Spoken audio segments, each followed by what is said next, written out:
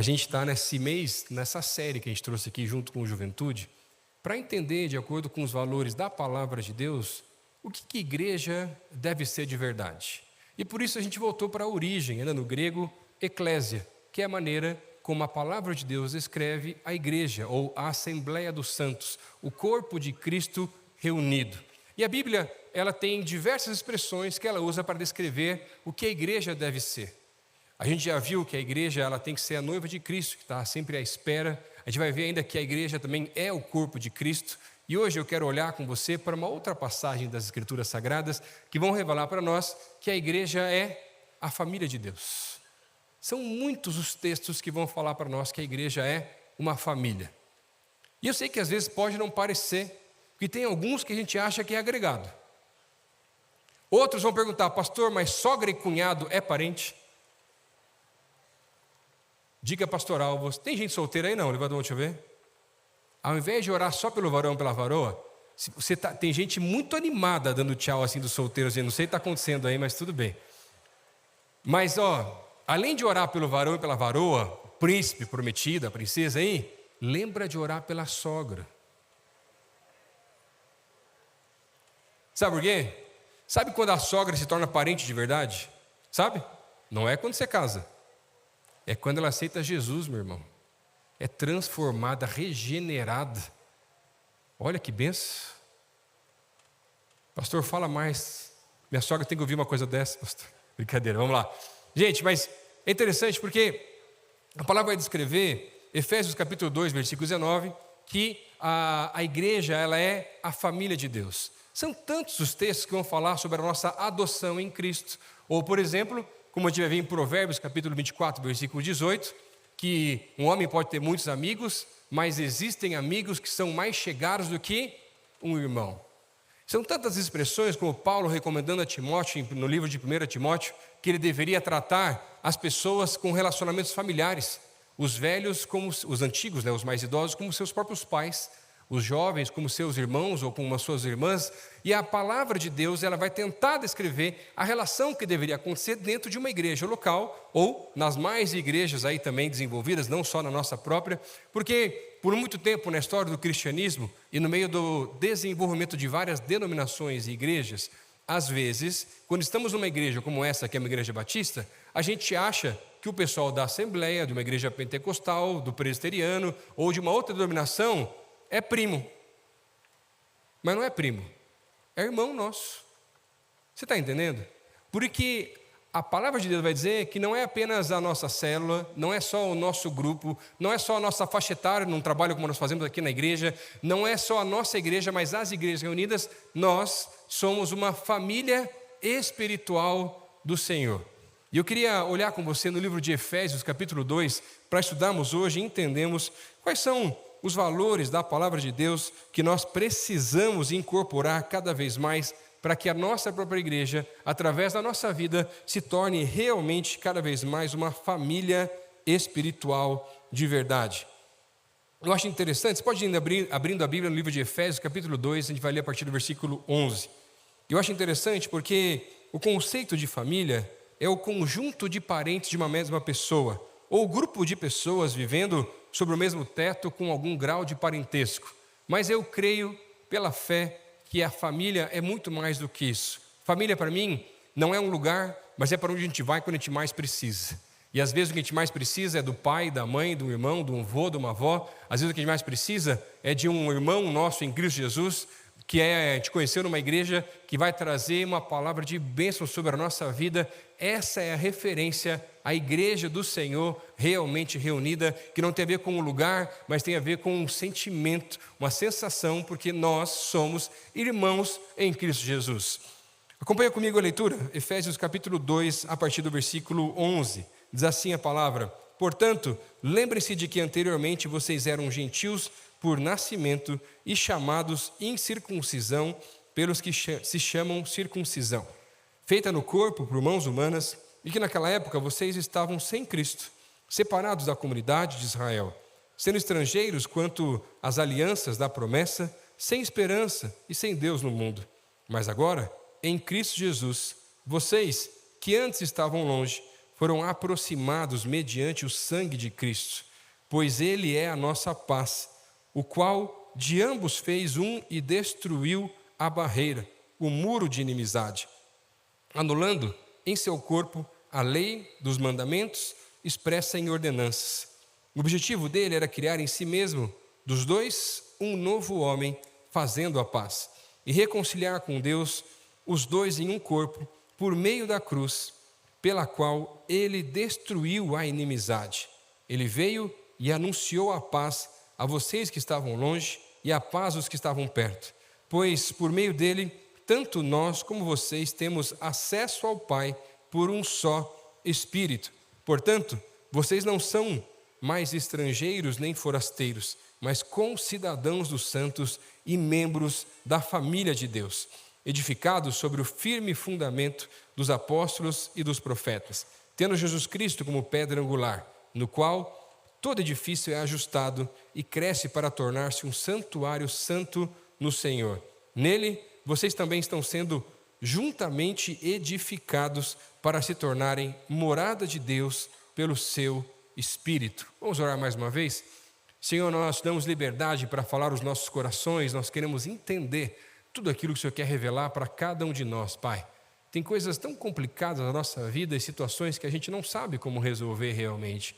Por isso eu quero pedir, Deus, traz uma palavra hoje aqui, que vai tocar os nossos corações, o nosso raciocínio, a nossa mente, para que possamos ter discernimento daquilo que o Senhor quer realizar através da vida de cada um de nós, Pai. Aqueles que não te conhecem hoje aqui possam se sentirem tocados pelo Senhor, de maneira que eles não sabem explicar o que está acontecendo, a não ser falar que o Senhor está presente nesse lugar, Pai. Por isso eu quero pedir, Pai, fala aos nossos corações, essa é a minha oração, Deus, no nome de Jesus. Amém. A palavra diz que pela fé a igreja é uma família espiritual. E hoje eu quero ver com você na palavra quais são os elementos que nos tornam realmente essa família de Deus ou essa família espiritual. É tão interessante porque a carta aos Efésios é uma carta muito conhecida pelo tema principal dela, que é um tema da unidade. Mas se é uma carta destinada à unidade, ela tem um propósito para resolver um problema de que numa igreja, a igreja na cidade de Éfeso, não tinha tanta unidade assim. O povo estava dividido, o povo estava complicado, eram os judeus de um lado, os gentios de outro, alguns puxando para o lado da lei, outros puxando para o lado da graça, alguns puxando para o lado da incircuncisão, e cada um com seus próprios interesses, mas Paulo traz uma carta maravilhosa, e aqui nesse ponto ele quer resolver exatamente essa questão, para dizer, olha, não importa de onde vocês vêm, não importa a história, não importa qualquer outra coisa, através de Cristo, vocês podem ser uma única família. E por isso que o primeiro elemento que Paulo nos descreve aqui, que é essencial e ele precisa acontecer no meio de uma igreja, na nossa vida, quando nós conhecemos Jesus, é o próprio sangue de Cristo. E é tão interessante porque quando a gente pensa dessa maneira, olha só como é diferente. Quando você nasce, por exemplo, no Brasil, por você nascer no Brasil, você automaticamente tem a cidadania brasileira. Mas, nos nossos dias, o pessoal aí, que está querendo muito, tem uma cidadania de outro lugar. Passaporte vermelho. No resumo da história, o pessoal aí que é descendente de europeu, coisa assim, ou tenta provar que o tataravô não tem nada de italiano, não tem nada de espanhol, mas você quer ter o negócio só para não pagar visto americano. Você sabe que é bem assim o negócio, né? Você também não é fácil. Mas, por isso, você tem um certo direito a tentar conseguir uma cidadania de um outro país. É uma facilidade, né? Não tem nenhum problema. Agora, a grande questão é que, com relação a isso, através do sangue de Cristo, não tem a ver, na verdade, com eu ter nascido num lugar ou ser herdeiro, ou ter uma hereditariedade de uma família que vem de uma outra região. Porque o que nos torna um não tem a ver com o nosso lugar de nascimento, nem com a história da nossa família. O que nos torna um é o único elemento, que é o sangue de Cristo Jesus, o único elemento que é capaz de nos perdoar e de nos redimir do nosso pecado, dos nossos erros, do nosso afastamento do Senhor. E por isso que quando o Senhor se entrega na cruz do Calvário, o sangue dele é vertido, esse é o elemento que consegue purificar a vida de alguém que quer começar a caminhar com o Senhor. E é interessante porque o sangue tem um contexto na palavra de Deus muito mais antigo, e uma das principais referências é quando no tempo do Egito ainda, entre as pragas, para que não morresse o primogênito, eles passam sangue do cordeiro nos umbrais das portas, para que o anjo da morte não passasse pelaquela casa e não trouxesse morte. Mas no contexto logo depois, você vai ver os homens começando a fazer agora sacrifício de animais para a remissão dos pecados. E aí vem a estratégia do Senhor, que vai enviar o seu próprio Filho para morrer por cada um de nós, para que através do seu próprio sangue, nós não precisávamos fazer mais nada disso, e nós pudéssemos ter livre acesso ao próprio Pai. E sabe, o nosso sangue, geneticamente, ele é diferente. Mas quando nós começamos a caminhar com o Senhor, somos lavados por Ele dessa mesma maneira, nós passamos a ter o mesmo sangue, espiritualmente falando. Porque nós compartilhamos da mesma natureza espiritual. E sabe o que isso muda? Sabe o que isso fala mais forte? Que você é meu parente. Alguns talvez você não queria. Mas se você acerta depois com o Senhor. Mas a palavra de Deus diz que você é parente. Olha para o lado do teu parente aí. Olha o teu irmão. Olha para o outro lado agora. O primeiro que você olha é quem você conhece. Agora para quem você não conhece, olha para o outro lado lá. Você também não é fácil. Curitibano, eu sei como funciona, meu irmão. O sangue é tão poderoso de Cristo que faz até o curitibano, que não conversa com ninguém no elevador, começar a dar graça e paz no elevador, meu irmão. O negócio é diferente mesmo. Mas olha só, é interessante porque essa questão do sangue de Cristo nos relembra tempos antigos, das passagens bíblicas, mas ele vai falar de uma constante redenção e restauração por causa dos pecados do próprio povo. Mas é interessante porque só o sangue de Cristo pode trazer redenção completa para uma pessoa. Mas o termo redenção na época do Império Romano, ele na verdade era utilizado para representar quando um escravo era comprado pelo seu senhor e ele era redimido pelo seu senhor. A grande questão do que Paulo quer tratar aqui, olha, não tem judeu, não tem grego, não tem gentil, não tem bárbaro, não tem cita, não tem coxa branca, não tem atleticano arrependido pelo pacto. Se arrependeram, né? Os coxas todos felizes, vocês também não são fáceis, né? Você está entendendo? O que tem? Mas enquanto a minha nacionalidade, enquanto coisas que nos dividem forem maiores do que o sangue de Cristo na minha vida, vai sempre ter divisão. E a família não vai estar unida.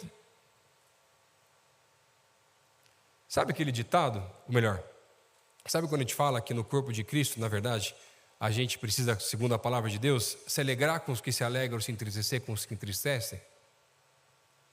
Você, coxa branca, miserável, ficou feliz quando o Atlético caiu, não ficou? Se arrepende agora, meu irmão. Glória a Deus que nada, para com isso aí. Eu não sou atleticano. Finge que está triste, pelo menos, meu irmão. Na família do corpo de Cristo, não vou falar de paranista, porque daí os dois times estão até orando pelo Paraná, não tem jeito, né? Finge que está triste, pelo menos, irmão. Você está entendendo? Mas olha, a grande questão é, entre as divisões que nós podemos ter, independente de onde nós nascemos, daquilo que nós herdamos, dos times que escolhemos, que sempre vai ter, não tem nenhum problema, nós podemos sim ser um em Cristo, mas simplesmente e apenas através do sangue do próprio Cristo, que nos lava dessa mesma maneira. Agora, você já ouviu aquela expressão, que uma certa pessoa tem sangue azul? Já ouviu essa expressão? Essa expressão é muito antiga, na verdade, remete de tempos onde ainda os faraós acreditavam e diziam que eles tinham sangue azul, porque o sangue deles era como o próprio rio Nilo, tão azulado, escuro, da cor do rio naquela época. Hoje em dia não sei, né? Mas isso também remota para o século VI na Espanha, quando algumas pessoas da realeza tinham tão pouco acesso ou vontade de estar debaixo do sol, para ser melhor dizendo assim, do que as pessoas normais estavam lá trabalhando no pesado, que elas ficavam tão brancas, tão brancas, tão brancas, que a veia estava saltada que parecia azul. Mas isso gerava uma divisão, uma separação das outras pessoas, ao ponto de fazer com que aqueles que se diziam realeza, ou se diziam terem sangue azul, não poderiam estar casando ou convivendo com aqueles que não tinham sangue da mesma maneira. Você está entendendo? Mas pastor, Por que você está falando isso? Sabe por quê? Porque isso acontece na tua casa. Sabe por quê? Porque isso acontece na igreja muitas vezes.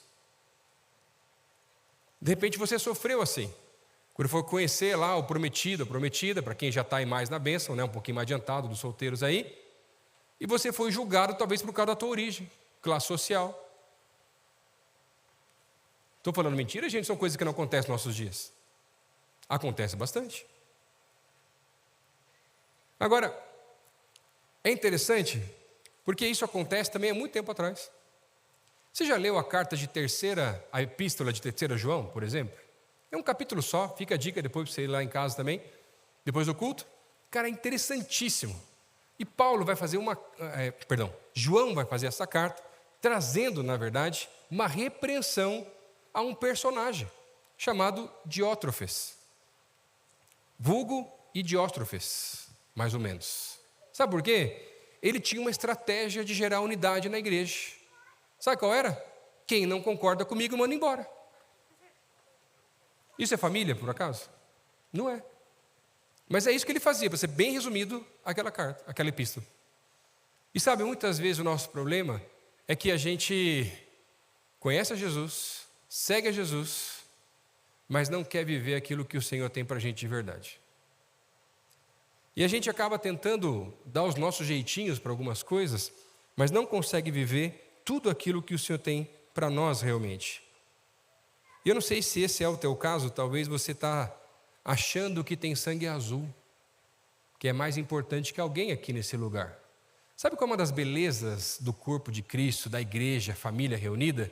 É que aqui nesse lugar, não importa quanto você ganha, não importa nem de onde você veio, nós podemos ser um em Cristo Jesus. A igreja é a única instituição em que as pessoas de classes sociais completamente diferentes conseguem conviver. Olha que beleza que é isso, gente. Mas será que você não está sendo um desses personagens que está achando aquele olhar mais altivo? E sabe, toda vez que uma igreja cresce, é uma bênção, porque o crescimento vem de Deus.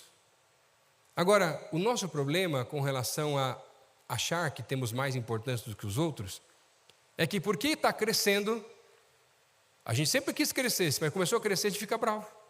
Sabe por quê? Não tem lugar para parar o carro. O lugar que você gosta tanto, e você talvez não acredite nisso, mas as pessoas escolhem os lugares e querem estar sempre no mesmo lugar. Vai estar ocupado algumas vezes. Isso vai mexer com você mesmo. E você começa a murmurar, reclamar. Porque tem muita gente, porque tem fila, porque não sei o quê, porque isso, porque aquilo e tal. E aquilo que é uma bênção do Senhor se torna murmuração. Com impressão de maldição. Meu irmão, abra os olhos. Começa a perceber. Deus está derramando algo diferente na igreja, que está crescendo e crescendo mais. Graças a Deus por isso. Agora, se eu continuar olhando assim, eu não vou viver as coisas que Deus tem para nós. Porque a família está crescendo e o meu lugar no sofá não está garantido. Está entendendo? E chegou um agregado, filhote de crente, no teu conforto. E quando você se incomoda demais com isso, sabe por que qual é o problema? Você está ficando com o sangue muito azul. Está faltando pegar um pouquinho mais de sol, trabalhar, discipular, liderar. Crente velho de igreja que não faz nada, ou melhor, sabe o que faz? Murmura, reclama. Tem crítica para tudo, mas trabalhar que é bom não quer. Cuidado, meu irmão. Sangue azul não é verdade. Deixa bem claro, o sangue tem a mesma cor. A diferença é você estar fazendo ou não aquilo que o sangue de Cristo te lavou para fazer de verdade. Mas enquanto a gente está muito acomodado na nossa zona de conforto, a gente não consegue ver aquilo que Deus quer fazer e realizar através da nossa vida. Estava conversando um tempo atrás com um pastor amigo meu, e Deus tinha dado uma direção para ele e a esposa dele para não terem filhos biológicos e adotarem os seus próprios filhos. Se eu não me engano, adotaram 4 crianças, se eu não me engano, se me falha a memória. E sempre contaram para eles que eles os escolheram, como foi o processo da adoção, aquela coisa toda e tal. Mas uma vez, a escola chamou os pais para conversar. E falou, olha, está tendo um problema na escola. O filho de vocês começou a espalhar uma história que está dando muito problema com os pais de vários alunos, dizendo que ele foi escolhido, que ele é mais especial do que os outros, e os amiguinhos que não foram da mesma maneira, que não foram adotados, eles foram acidentes de percurso.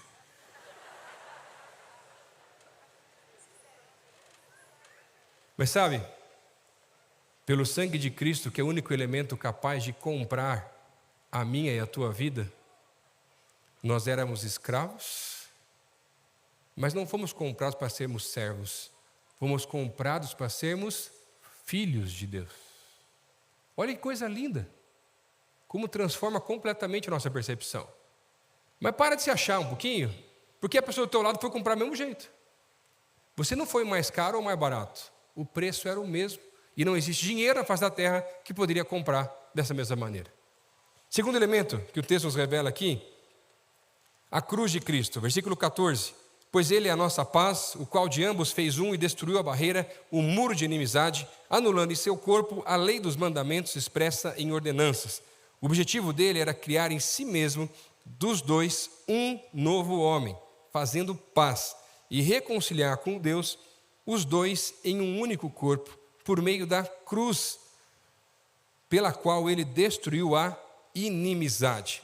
Eu acho extremamente interessante a maneira que Paulo vai lidar aqui com a inimizade que havia entre os dois grupos, essas facções na igreja de Éfeso. É interessante porque ele vai falar que a única maneira, a única forma que seria capaz de fazer com que grupos tão distintos se tornassem uma família era a cruz de Cristo. O cristianismo tem símbolos extremamente emblemáticos, mas para mim a cruz é o mais emblemático de todos eles, porque é um símbolo que representa e significa uma das piores mortes já inventadas pela humanidade, que o Senhor ressignifica e vai se tornar um símbolo de vida.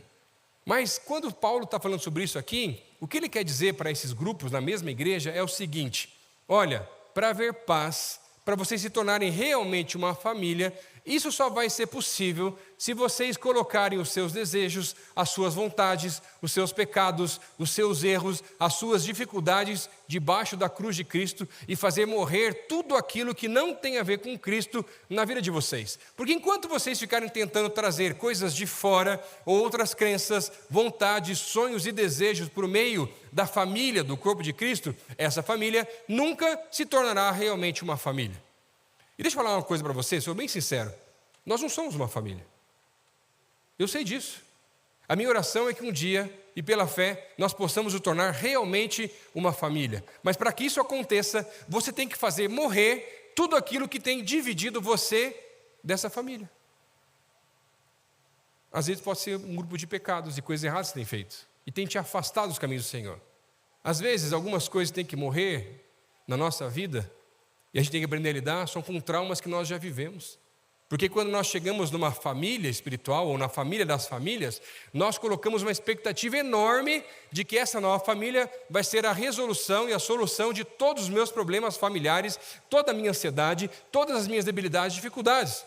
E você projeta uma cura nas pessoas que estão à tua volta, mas quem tem que ser curado é você, não aquelas pessoas. E tem gente que está dificultando muito o relacionamento. Sabe por quê?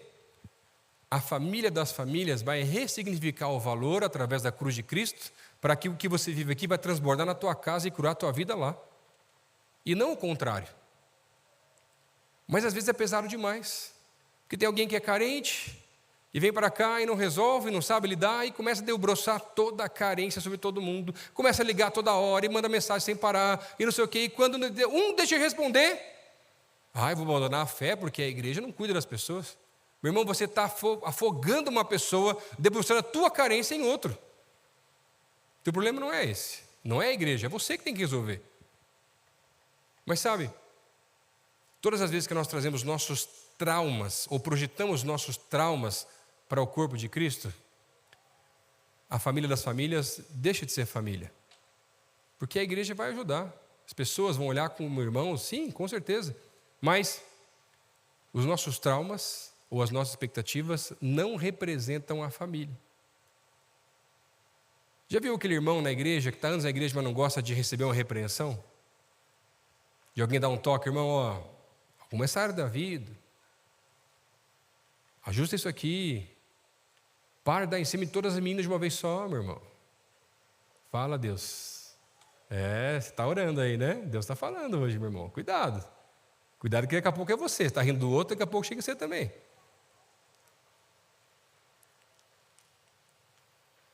Uma das principais maneiras de entendermos como a igreja pode se tornar uma família é que nós precisamos morrer para os nossos desejos, vontades, para vivermos a vontade de Deus. Mas enquanto nós não morremos para nós mesmos, nós nunca seremos uma família. Nem como igreja, nem na tua casa. Que está com bastante problema, né, meu irmão? Sabe por quê? Todo mundo quer fazer o que quiser, mas ninguém quer fazer o que é o bom para o todo. É exatamente igual na igreja. Se todo mundo quiser fazer o que quer, mas não fazer o que Deus tem, vai dar certo essa família, gente? Tem como. Por isso tem que fazer morrer, crucificar tudo aquilo que não tem a ver com o que o Senhor quer fazer nessa família. Você está entendendo o que eu estou falando? Eu não sei como era na tua casa, mas quando eu era mais novo, né, criança ainda assim, dava uns BO em casa de vez em quando, a gente aprontava, somos 3 irmãos, e a minha mãe juntava os 3 lá para fazer uma confrontação para tentar ver se alguém dedurava alguém. Mas o pacto de um irmão com o outro é forte, meu irmão. Né? Vai falar a verdade, se mexer com teu irmão, você vira o bicho, não vira? Você pode, mas os outros não, né? Você também, né? E aí, lembro que a gente quebrou alguma coisa, minha mãe descobriu, tentava esconder, colocava todo mundo no sofá lá, esperava 1 hora, 2 horas, ninguém falava nada. Daqui a pouco ela separava os 3 e fazia interrogatório com cada um. Relembrando meus tempos de faculdade ainda de relações internacionais, sabe o que ela aplicava, na verdade? O dilema do prisioneiro. Só vai colocar na tela aqui até. Quando 2 pessoas ou 2 personagens são presos aí numa nação estrangeira ou são cúmplices aí de algum tipo de crime, eles têm algumas possibilidades de tentar ver se sai ileso. Agora, se os 2 confessarem, deu ruim para os 2.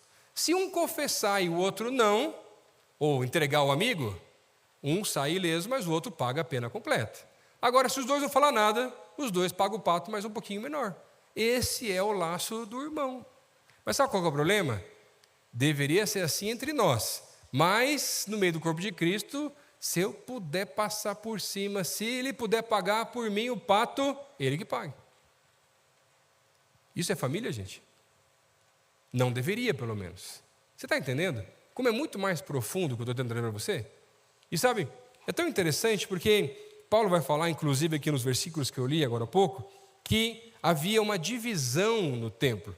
O que Paulo está descrevendo, na verdade, era um muro de cerca de 1,5 metro de altura, tá? Que fazia a divisão para fora do templo, que era um limite que não impedia alguém de passar, mas era como se fosse uma barreira, tentando mostrar que os gentios não poderiam acessar aquela parte. Mas o que o Senhor está trazendo através de Paulo aqui, que ele está dizendo, olha, a questão não é o templo em Jerusalém, a questão não é nem mesmo o templo da deusa Diana dos Efésios, que era o que mais representava para eles a questão de um templo. O que o Senhor está dizendo é que ele ia fazer um novo templo, que não era nenhum, nem o outro.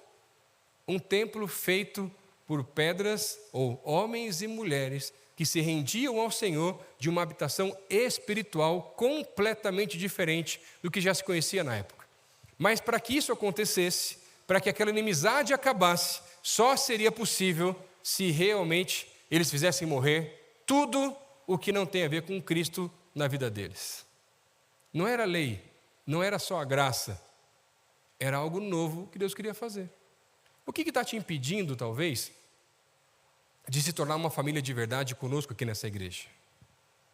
Quais são os medos, receios? Quais são os pecados de estimação que você tem guardado há tanto tempo?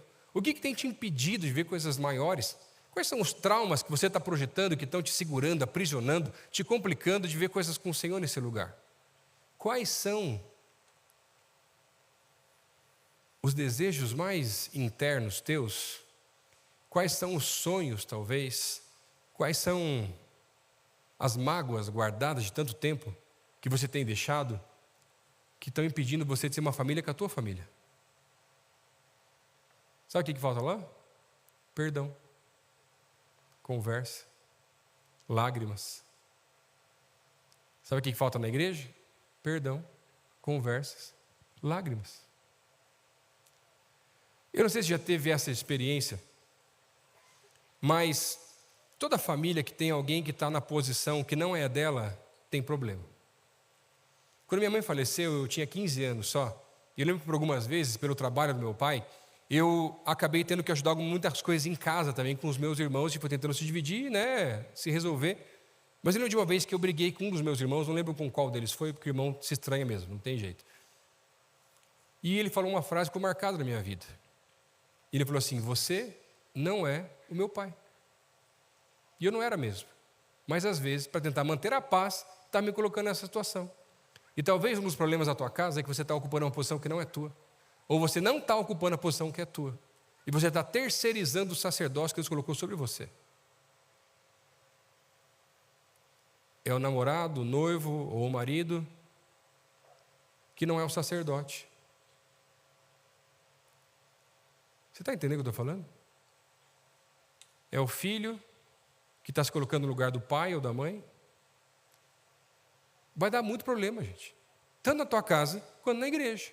Porque se alguém está numa posição que não é dele também na igreja, vai dar ruim. No final do ano passado, nós estávamos num retiro com alguns pastores aqui da igreja para fazer o planejamento para um próximo ano, alvos de fé, algumas coisas assim. E enquanto estávamos lá, não tinha quase ninguém no hotel. Na hora do almoço chegou uma família, um casal com 2 filhos pequenos, dizendo assim: olha, não sei se vocês vão acreditar, mas eu vim para cá porque Deus me falou que iam ter pastores aqui que iam orar por mim.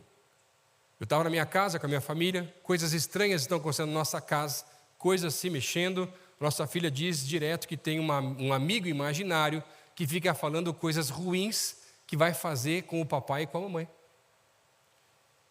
A gente desesperado, já fazem meses que isso acontece, a gente pegou o carro e foi embora, só que eu não sabia nem para onde ia. Eu tinha pensado num outro hotel, e eu já tinha vindo aqui há anos, muitos anos atrás nesse lugar, mas acabei chegando aqui, e cheguei aqui e tinha um grupo de 14 pastores aqui, de uma única igreja. A gente falou assim: olha, de noite vai ter um tempo de oração, pode de noite, você vai ficar aqui hoje? Vamos ficar aqui, vai dormindo, então de noite falar com a gente. Chegaram lá, a gente começou a tentar entender a história, orar por eles. A menininha falou assim: olha, esse meu amigo imaginário mal disse que ele colocou um negócio na barriga da mamãe que é para fazer ela passar mal. A gente começou a orar, aquela mulher começa a ter dores fortíssimas na barriga, não consegue controlar depois de algumas orações junto lá, corre para o banheiro e vomita uns negócios muito estranhos que eu nunca tive na minha vida. Nisso o pai vai junto, as crianças ficam com alguns dos pastores lá, e a gente orando, tentando entender, e eles começam a abrir o coração. Falam: olha, nós éramos de igreja, mas por algumas coisas que nos machucaram, nós deixamos a igreja. A gente acredita em Deus, mas voltamos a fazer coisas que fazíamos no passado. Os 2, com 2 crianças pequenas, ainda usavam drogas pesadas. Foram no quarto, pegaram tudo, jogaram fora. Quando a gente voltou para o mesmo ambiente que estavam as crianças, aí a menina falou assim: olha, papai e mamãe, agora sim eu estou vendo que não tem mais nada. E sabe, enquanto você não fizer morrer as tuas vontades, os teus pecados, os teus erros, debaixo da cruz de Cristo, você não vai ter uma família nem na tua casa, nem na igreja. Porque o mais importante é você. Enquanto os teus planos, os teus sonhos, as tuas vontades, os teus pecados ou qualquer outra coisa for mais importante do que Cristo, nós nunca vamos ter uma família. Você nunca vai ter uma família na tua própria casa. Não tem a ver com quem fala mais alto ou quem fala mais forte. Família não é sobre isso. Você viu como a palavra de Deus é tão profunda, gente? O que Paulo quer ressignificar é o conceito de família. Porque para uma família dar certo, só se fizer morrer tudo que vai contra Cristo. Pensa comigo, um casal, tá? Se conhece, né? Noivou, casou. Se 2 famílias se casam, vai dar certo? Quando um casal se casa, eles trazem os valores legais, coisas bacanas de 2 famílias e deixam aquilo que não gostavam tanto de fora. E por isso pode dar certo. Mas não é a família A casando com a família B. É uma nova família completamente diferente. Que vai começar a criar valores, costumes, maneiras, toques, Fala, né? Você está sabendo já, né? E coisas diferentes. E aí as coisas começam a dar certo de verdade. Mas olha só. Terceiro elemento aqui, para a gente fechar essa mensagem, que nós precisamos para que nós possamos nos tornar cada vez mais uma família, na nossa casa, na célula, no trabalho, na igreja local, é a pedra angular. Olha só o que diz o texto no versículo 19 e 20. Portanto, vocês já não são estrangeiros nem forasteiros, mas concidadãos dos santos e membros da família de Deus, edificados sobre o fundamento dos apóstolos e dos profetas, tendo Jesus Cristo como pedra angular. A pedra angular, ou a pedra inicial, como aparece talvez em algumas versões da Bíblia, é a pedra que vai dar o ângulo para o restante da obra, o conjunto de valores que uma pessoa escolhe e que são cada vez mais evidentes da sua própria vida. Quando você conhece uma pessoa nova, você vai começar a perceber que aquela pessoa, ela leva a sua vida, mesmo sem perceber, a partir de um conjunto de valores, que não tem a ver, na verdade, com o sotaque, ou com o lugar que ela nasceu, ou qualquer coisa assim. Eu estou falando de coisas muito mais profundas com relação ao caráter daquela pessoa. Coisas como alguém que é íntegro, alguém que é generoso, alguém que fala a verdade, muito mais nesse sentido. E estas coisas aparecem. Pode demorar, mas as nossas falhas de caráter, ou as coisas positivas com relação ao nosso caráter, elas vão aparecer sempre se nós não tratarmos a nossa vida, para colocarmos a nossa vida de acordo com a mesma pedra angular ou o firme fundamento, porque essa é a ideia. Porque se nós somos uma família, mas temos valores que são completamente diferentes, a gente não é uma família tão forte assim. É interessante, porque quando alguém olha para você, será que elas percebem que os valores de Cristo estão em você? Quando as pessoas te conhecem fora do ambiente de igreja, será que elas conseguem identificar que você é um pouquinho diferente do mundo normal? Que você tem valores que caminham numa contracultura do mundo que nós vivemos. Que não vai dar jeitinho no trabalho, que não vai ser favorável à corrupção, que não vai ficar pedindo cola para a galera na faculdade, que não vai fazer o trabalho inteiro lá no chat GPT. Se riu, tem culpa no cartório.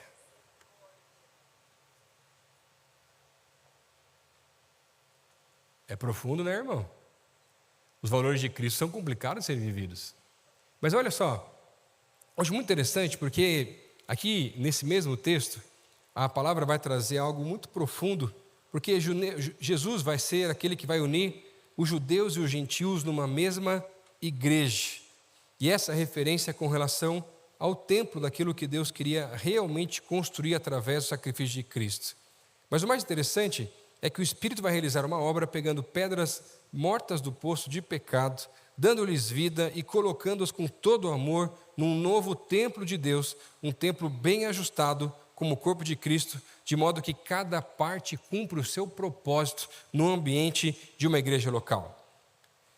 Mas quando a gente olha para alguém, às vezes a gente acha que o linguajar evangélico pode talvez trazer um pouquinho com relação aos valores que aquela pessoa carrega. Meu irmão, não é porque você chama alguém de varão ou de varoa, não é que você chega no lugar e dá graça e paz do Senhor Jesus Cristo, ou só a graça ou só a paz, que faz de você ser alguém de Cristo de verdade. São os valores muito mais profundos. Não é porque você deixou de chamar teu filho de Enzo e começou a chamar de Malaquias, Obadias. Fica a dica para quem está esperando a chegada aí de alguém já também. Quer ver, por sinal, tem algum Abacuque aqui, gente? Só para ter uma ideia. Sofonias. Olha só, gente. Nada contra. Fica a dica aí de uns nomes diferentes, né? Você quer ser meio diferente dos nomes? Enzo está gastado já, gente. Põe um novo aí também já. Vamos lá. Agora, sabe por que muitas vezes os nossos valores estão tão desalinhados? Porque valores que não têm a ver com a pedra angular estão desalinhando a obra de Deus na nossa vida. Então, li um livro na semana passada e uma frase do livro assim me impactou tremendamente, e essa frase está reverberando no meu coração nas últimas semanas. Onde esse autor, falando em um livro sobre unidade, ele dizia que uma igreja dividida é uma afronta para o mundo.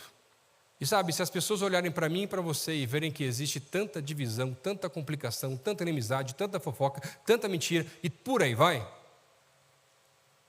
Que igreja é essa que alguém vai querer conhecer, meu irmão? Está na hora de resolver, sabe por quê? Aquilo que não está alinhado, de acordo com a pedra angular, não pode fazer parte dos valores da nossa família. Quais são os valores que talvez você está carregando que não fazem parte da família? Conheci uma jovem na semana retrasada, de outra cidade, num congresso, estava falando junto com ela. Muito interessante, ela conta assim, olha, eu estava um dia em casa, vendo o jornal, 17 anos a menina, e assistindo o jornal, eu comecei a ver quão difícil estava para os afegãos imigrarem para um outro lugar, tentando fugir de um contexto de guerra e de desastre. E ela pensou assim, o que eu posso fazer para ajudar? Meu irmão, você viu notícias como essa em vários momentos? E ela falou assim, eu preciso fazer os valores da palavra serem de verdade reais na minha vida. Porque aqueles afegãos também são meus irmãos. Sabe o que ela faz? Resolve escrever uma carta para o presidente, pedindo para que pudesse haver algum tipo de brecha com relação à ajuda humanitária, com relação à legalização de passaporte e vistos humanitários para aquele povo. Sabe o que acontece? Não tem resposta nenhuma. Mas escreveu, com 17 anos. E ainda, incansavelmente, começa a escrever uma cartilha de como poderia ser para que essas pessoas de tantos outros lugares pudessem conseguir, da melhor maneira possível, entrar no Brasil como refugiados. A cartilha que ela escreveu é a mesma cartilha que a Organização Mundial usa hoje para outros povos em países em guerra. E ela criou uma ONG. E agora, com 23 anos, ela, com a mãe dela e uma tia, já conseguiram trazer 225 famílias de volta para o Brasil, fazendo com que 45 cidades diferentes e igrejas possam abraçar essas famílias de refugiados. Olha que coisa linda, gente. Mas sabe o que mudou? Quando ela olhou para o lado e absorveu os valores da palavra e percebeu que aquelas pessoas são meus irmãos. Eles estão sofrendo. O que é que eu posso fazer para ajudar os meus irmãos que estão sofrendo? Mas enquanto você não vê o outro como teu irmão, a gente não vai ser uma família. Quando ele se alegra, a gente se alegra, não tem inveja. Quando ele se entristece, a gente entristece também, porque a gente quer ajudar. Porque o corpo todo sofre.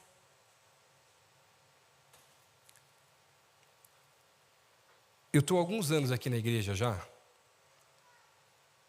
mas a minha esposa está há mais tempo. E ela viu várias fases da juventude. Desde o pastor Tércio, o pastor Paulo Davi, depois o pastor Michel, até agora nesse nosso tempo também. E eu não sei se você sabe como foi a história toda para que a nossa juventude pudesse ser chamada de One, ou Um. Eu tentei, eu juro para você, resgatar as logos antigas da juventude da PIB Curitiba. Eu lembro de algumas delas, mas não chegaram ainda.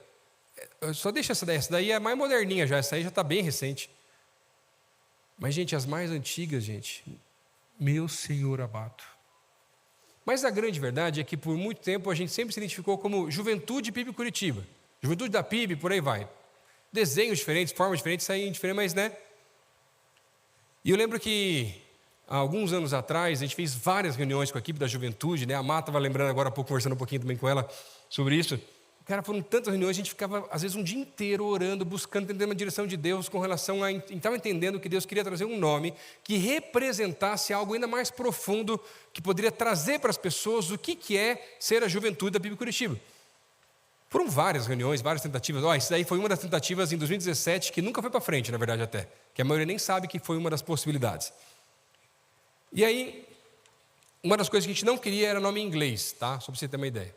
Aí teve uma conferência aqui na igreja, conferência Fire do Cefam. Estávamos aqui num dos cultos, quando um profeta, o Scott Lee, que virou um amigo nosso aí, e virou até uma piada na juventude, que às vezes a gente encontra ele nos lugares mais estranhos dessa terra, assim, um negócio meio diferente. O pastor Pedro estava agora na Índia, encontrou ele na Índia lá também, sem marcar, sem nada, né? Mas mais uma vez. Mas ele trouxe uma palavra para o nosso pastor, para o Michel, na época, e falou, olha, eu estou vendo uma palavra aqui, coisas que Deus está te dando, e uma dessas coisas é uma palavra que tem a ver com unidade, que é One. E disso veio o nome que nós usamos hoje na juventude. Mas ela representa algo mais profundo, porque o texto que nós usamos é Efésios capítulo 4, que fala, nós somos um só corpo, através de um só espírito. Ele vai falar sobre unidade. E isso faz um pouco da visão daquilo que é ser One. Sabe o que é? É a juventude da PIB Curitiba. Mas você tem adolescente, você tem universitário, você tem jovem, você tem gente casada, você tem gente solteira, tem gente com filho. É tudo um pouco. E, gente, eu conheço muita igreja, já convivi com muitos pastores de outros lugares, de igrejas grandes também. O que nós vemos aqui é um negócio muito diferente, de padrão de outras igrejas. E não estou falando de crescimento, estou falando de jeito de ministério. Mas olha que beleza é a gente poder ter, servindo no mesmo ministério, às vezes numa recepção, nas mídias, nos ministérios, nas etárias, em células, até muitas vezes, pessoas de idades diferentes que podem cooperar para o avanço do reino de Deus. Sabe o que é isso? Igreja. E muda completamente. O que Deus está transbordando nesse lugar é uma visão de unidade. Que daqui tem abençoado, junto com outras igrejas, o movimento da Semana de Avivamento. A palavra que Deus tem me dado é que o Deus quer restaurar a unidade do seu povo, para que nós possamos nos tornar uma família de verdade.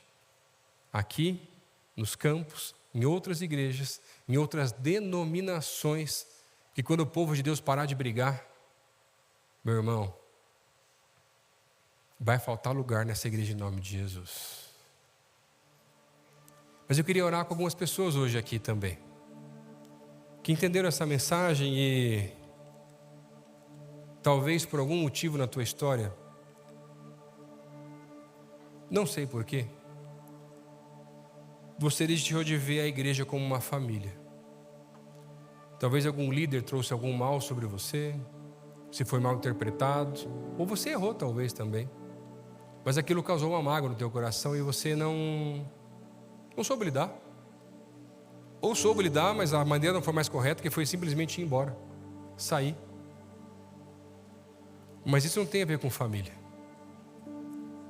Eu sei que é um tema difícil e pesado, mas hoje eu vim dizer para você que pela fé, essa casa vai ser a tua família em nome de Jesus. É para cá que você vai correr quando você mais precisar em nome de Jesus. Mas se você por algum tempo, e você talvez ainda está nesse sentimento, e você não conseguiu voltar ao convívio dessa família, talvez o problema não foi nem aqui, ou nem foi comigo, é com outro pastor, numa outra igreja, numa outra cidade. Mas Deus quer hoje restaurar a família dele. E se hoje você quer voltar para a tua família, eu quero chamar você aqui na frente, eu quero orar com você em nome de Jesus. Porque tem pessoas aqui que estão com um relacionamento quebrado nessa igreja, fruto dessa igreja, da minha vida talvez até, ou de outras igrejas. E eu estou aqui para me colocar nesse lugar, como pastor, em meu nome e talvez o nome de outras pessoas que tenham causado alguns males, de pedir perdão. Porque você sofreu, você foi vítima, mas isso te impediu de viver coisas novas com o Senhor. Se você é uma dessas pessoas, vem aqui, eu quero orar com você. Eu sei que Deus falou com algumas pessoas nesse lugar. Eu não quero te expor, nem nada do tipo, mas Deus está trazendo algo tão forte aqui nesse lugar, de coisas que Ele quer reescrever na história de algumas pessoas aqui em nome de Jesus. Pode vir. Tem mais gente que Deus está chamando. Você está tentando ser igreja e não consegue ser igreja, está tentando ouvir a voz dele e não consegue, porque tem coisas que foram quebradas na tua história. Abusos que aconteceram, coisas complicadas que você viveu no passado, julgamentos e tantas outras coisas que têm te impedido de ver coisas novas do Senhor. Vem para cá. Porque no corpo de Cristo, quando a gente vê o Senhor se movendo, a gente não está preocupado com o horário que o culto vai acabar. A gente está olhando para as pessoas como são os nossos irmãos de verdade.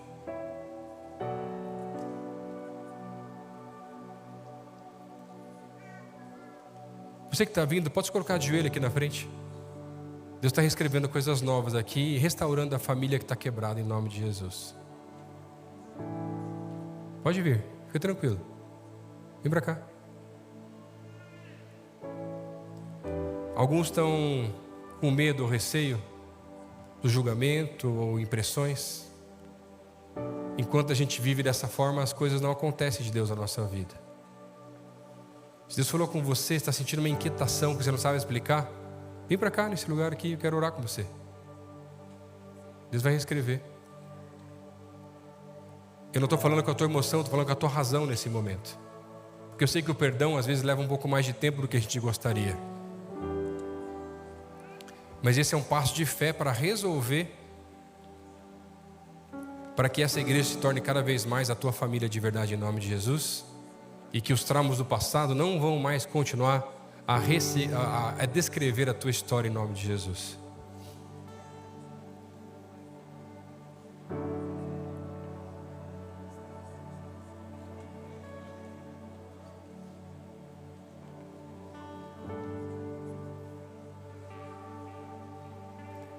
Queria pedir para os nossos líderes aqui, pessoal do CGOAN, da consolidação, os nossos pastores virem aqui abraçar essas pessoas e orarem por elas.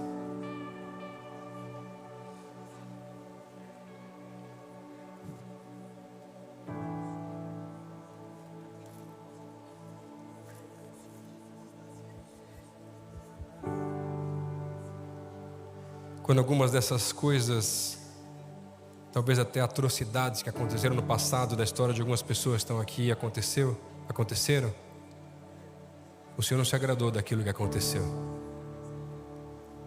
E por isso hoje Ele quer reescrever e ressignificar o sentido de uma família espiritual nesse lugar. Tem algumas pessoas sozinhas aqui ainda, se alguém puder chegar e ajudar aqui do meu lado esquerdo, por favor. Enquanto essas pessoas estão recebendo uma oração aqui na frente, eu quero conversar com outro grupo de pessoas.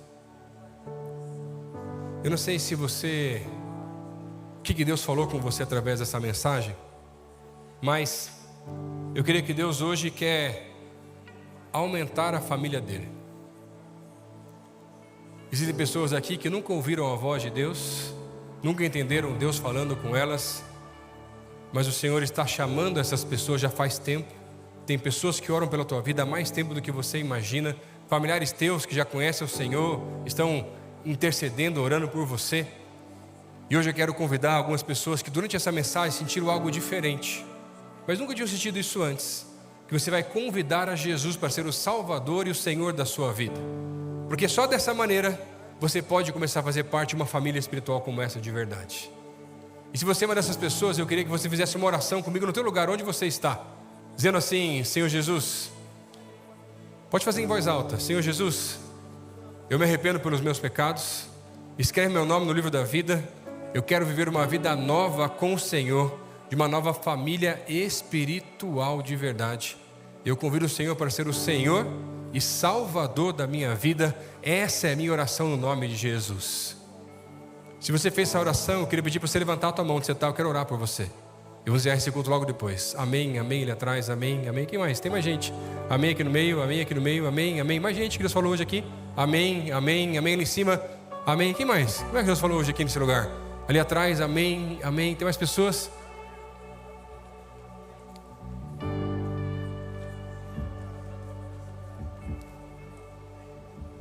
Deus quer fazer coisa nova nesse lugar. Deus quer fazer algo novo na tua vida, meu irmão. Você que levantou a mão, eu queria convidar você aqui na frente também, que eu quero fazer uma oração com você também nesse lugar. Mas você que levantou a mão, eu queria pedir para você ficar nos corredores aqui da frente. E algumas pessoas nossas vão estar orando por você e te fazendo um convite também. Pode vir para cá.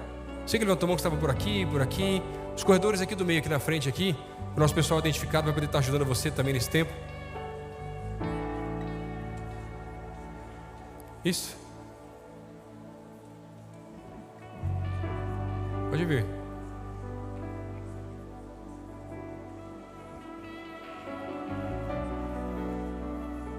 Queria pedir ajuda de mais alguns líderes nossos que pudessem estar orando por essas pessoas também aqui e entregando alguns nossos convites aqui para entender um pouquinho mais como funciona também a igreja e todos os processos. E eu queria orar com vocês aqui nesse lugar. Queria pedir para você que está sentado, se colocar de pé no seu lugar também, em nome de Jesus.